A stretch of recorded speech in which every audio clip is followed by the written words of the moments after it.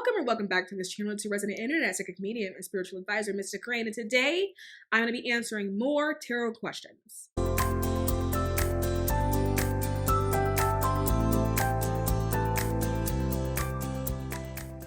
So we're going to be doing more so about the setup of tarot, like how to start a reading, how to begin a reading. I always find it really interesting because I sometimes can be very out of touch with my beginner experience about how much emphasis people actually put on like how to begin a tarot reading. Whereas for me, I'm just flinging cards everywhere all of the time. So that is my beginning to a tarot reading. But I realize some people appreciate more structure. So here I am hoping and attempting to provide you with the structure. So a common question is, what should I ask? Like, what should I ask for a reading? Even when like I've done readings in person for other people, they have sat down in front of me and they have been like, okay, just do that thing. And then so I'll say, well, what do you want to know?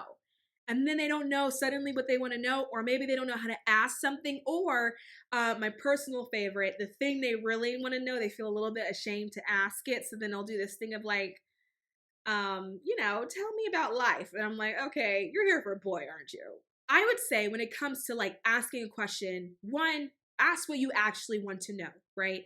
So if you are a reader yourself, ask what you want to know. It'll make the reading a lot more clear for you. And if you are a customer, a client, and you are going to a tarot reader, ask them what you actually want to know, because you spent your money and then you're going to sit there waiting for them to hopefully hit that topic that you want them to hit, and they may or may not hit it, because this is the thing that people assume. People assume that all tarot readers are psychics, and that's not the case.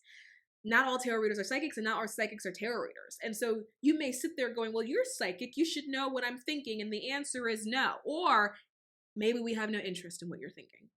So be honest. If you're a client, you paid, say what you want to know, right? And if you're a reader, it's going to be easier for you, and it's going to make things more clear if you just say what you actually mean. Say what you mean and mean what you say when you are trying to figure out what it is that you want to ask. And then I would recommend that you frame it in a way that's open-ended rather than framing it in a yes or no. Tarot was not originally used or meant to be used for yes or no answers, right? And so depending on the reader that you have, they may be able to get a yes or no answer from you. But typically when that happens, they'll probably have some sort of psychic or intuitive ability that's allowing them to pick up on that. But remember, not all tarot readers are psychic. Some people are interpreting the cards as they were meant to be interpreted, and the way they were meant to be interpreted didn't really have a whole lot of yeses and a whole lot of nos. Tarot is actually meant to be like guidance. It's meant to provide guidance and clarity and like a full, well-rounded understanding of a situation. Tarot is a story. If you lined up all the cards from beginning to end, it tells a story. It's like a documentary of life. And so it's going to give you details. It's going to give you nuance. And so if you want to understand the details of a situation, nuances, areas for opportunities, areas that you may have missed, areas for growth, then ask it in a way that's open-ended, because then all of that will come out. If you ask it in a yes or no, you may not get the answer that you're looking for. It can potentially confuse you or confuse the reader, or it's not going to be full of guidance that you actually may need to make the decision. So let's say you want a yes or no. The answer to the question is yes. Maybe the reader is able to decipher that. It won't have information on how to then get you to that yes. So you may be like, I really want to have this career one day. Is that possible? And it may be yes, it's possible. But then if you ask it in a closed way where it doesn't allow for guidance and nuance, it won't tell you the steps that need to be taken in order to be able to make that transition into your new career. It won't tell you maybe skills that you should probably work on, inner things that you probably should heal in order to then have that transition. So you may take that yes, run off with it, 3, 4, 5 years goes by, the transition isn't happening because there was more to the message, but you didn't get it because you were so focused on the end result that you didn't allow tarot to tell you all the details from now into the end result. Tarot is very good with the details, but if you just do the end result, then you're not going to get as much information that would have been helpful to you in the end. So the next question is, how can you prepare yourself mentally and emotionally for a tarot reading? And this can be, again, maybe you're doing the reading yourself, maybe you're doing it on yourself, or maybe you're going to a tarot reader. How do you prepare yourself for that experience? The best thing to do is center yourself and then to release expectation. So many people, when they are going in for a reading or even doing the reading for themselves, you have an expectation of outcome. You want to know if Jared from the bar is going to call you back. And then, so when you're doing the cards, you're looking for the sun card. You're looking for the lovers. And then you have all this expectation, and then guess what happens after the first draw of cards? He doesn't come out. The sun card doesn't come out. The lover's card doesn't come out. And so what do? You tell yourself, I must have misshuffled. So then you go and you try to shuffle again. And you're looking for the lover's card or the sun's card because you have expectation. And so you are not giving the cards the opportunity to give you the guidance. The cards may have been like, Jared is a total jackass. But you've got a soulmate that's coming in, and here's all the things that you need to do in order to prepare for your soulmate, but you would have missed the opportunity to receive that information because you had expectations. For those of you that are going to a tarot reader, it's the same thing for you, right? Maybe you don't have an opportunity to misshuffle, but what happens sometimes is that when people go to a tarot reader, they have what they want to hear already in their head, and if they don't hear it, they start to check out and they start to miss key pieces of information. Don't have expectation, right? This is supposed to be a tool for self-discovery, for guidance, for providing details. It's not supposed to be Santa Claus to give you the answers that you want to hear for everything. That's not what it's there for. But it is supposed to be able to give you guidance. And if you're going in the wrong direction, it will tell you how you turn around. And if you are going in the right direction, it'll tell you what you need to keep doing in order to keep going in that direction. And don't you think that that's valuable information? I personally do. Next question. What are some tarot spreads I should use? So I am going to give you 2 spreads that I highly recommend. And they're going to sound boring, and then one's going to sound really complex. But these 2 spreads are going to get you through every reading ever.